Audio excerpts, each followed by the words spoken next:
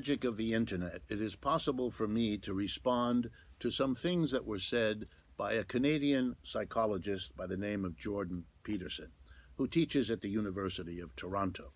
I'm not going to be talking about the psychology he teaches or that he preaches, because that's not my area of expertise, just as it's clear that Marxism is not his. However, he has made statements about Marxism, despite not knowing very much about it, as is evident from what he says. These have included daring Marxists to debate with him, just for the record, anytime, anywhere, as long as we can work out the details, no problem at this end.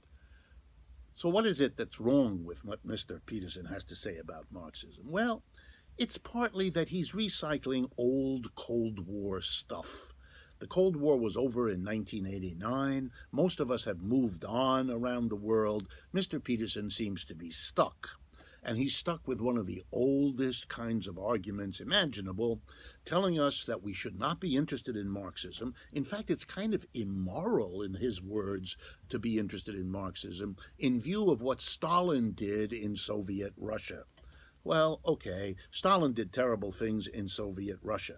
However, Marxism exists in every country on the face of the earth. It's been going on for 150 years, and a lot more than what happened in Russia under Stalin over a period of 15 or 20 years has to be taken into account if you're going to make an assessment of Marxism.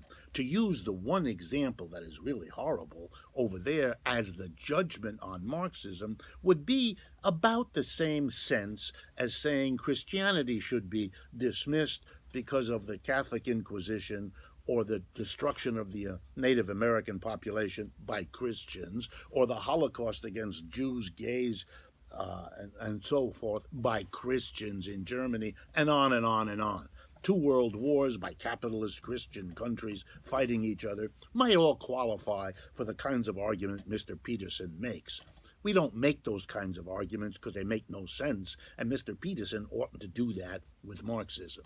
The only other thing to say is he seems to reduce Marxism, when he actually talks about it, to the problem of inequality, that some people are rich and others are poor, and he deals with that by the very sophisticated notion that poor people's anger at rich is their envy of the success. This is an insult to those folks who are critical of inequality, but apparently Mr. Peterson doesn't worry about that. So let's respond. Inequality is indeed a social problem, but it has nothing particularly to do with Marxism. People have been talking about the problem of inequality for thousands of years before there ever was a Karl Marx or a Marxism.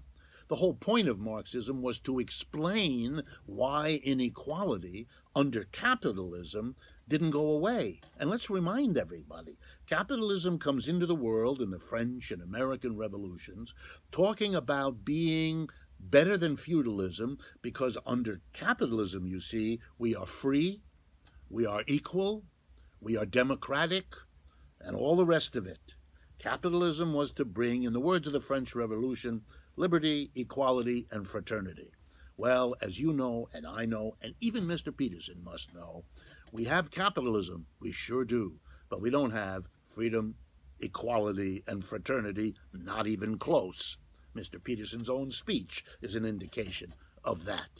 So the Marxists have always said, why is that?